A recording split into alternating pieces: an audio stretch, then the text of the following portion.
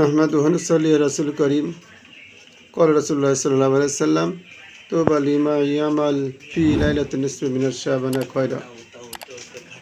হুজুর পাক সাল্লাল্লাহু আলাইহি ওয়াসাল্লাম বলেছেন, শাবান মাসের 15 তারিখে রাত্রে যে ব্যক্তি ইবাদত করে সে ফরজ সৌভাগ্যবান। বলে সুবহানাল্লাহি বিহামদিহি সুবহানাল্লাহিল আযীম। হুজুর পাক সাল্লাল্লাহু আলাইহি ওয়াসাল্লাম আরও বলেছেন, কোনো ব্যক্তি যদি শাবান মাসের 15 তারিখে রোজা রাখে দোজখের আগুন আল্লাহ পাক স্পর্শ করতেই পারবে না। বলে সুবহানাল্লাহ। এই জন্য হুজুর পাক সাল্লাল্লাহু আলাইহি ওয়াসাল্লাম তিনি অধিকাংশ শাবান মাসে ইবাদতবন্দি কাটাইছেন। একদা আয়েশা সিদ্দিকা রাদিয়াল্লাহু তাআলা আনহা তিনি হুজুর পাক সাল্লাল্লাহু আলাইহি ওয়াসাল্লামের কাছে গেলেন, দেখলেন হুজুর পাক সাল্লাল্লাহু আলাইহি ওয়াসাল্লাম সিজদারত অবস্থায় তিনি কান্নাকাটি করতেছেন। তারপর হুজুর পাক সাল্লাল্লাহু আলাইহি ওয়াসাল্লাম সিজদা থেকে মাথা উত্তোলন করিয়া বললেন, হে আয়েশা, তুমি কি জানো এই রাত কোন রাত?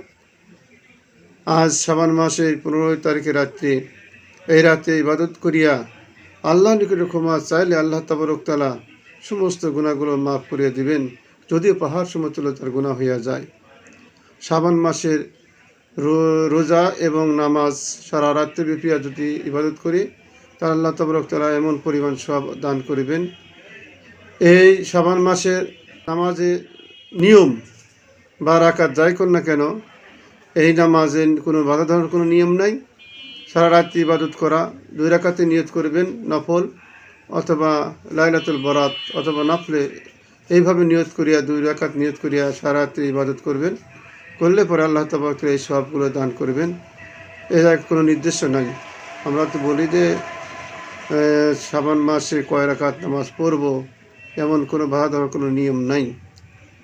অতএব তোমরা শাবান মাসের 15 তারিখের মধ্যে রাত্রে তোমরা করো, ইবাদত করতে থাও আর দিনে রোজা রাখো। হুজুর পাক সাল্লাল্লাহু আলাইহি ওয়াসাল্লাম বলেছেন, ইজা কানাত লাইলাতুন নিসফি মিনাল শাবান ফাকুমু লাইলাতু ওয়া সুমু ইয়ামা।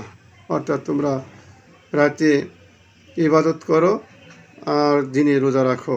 হুজুর পাক সাল্লাল্লাহু আলাইহি ওয়াসাল্লাম এই কথাই বলেছেন।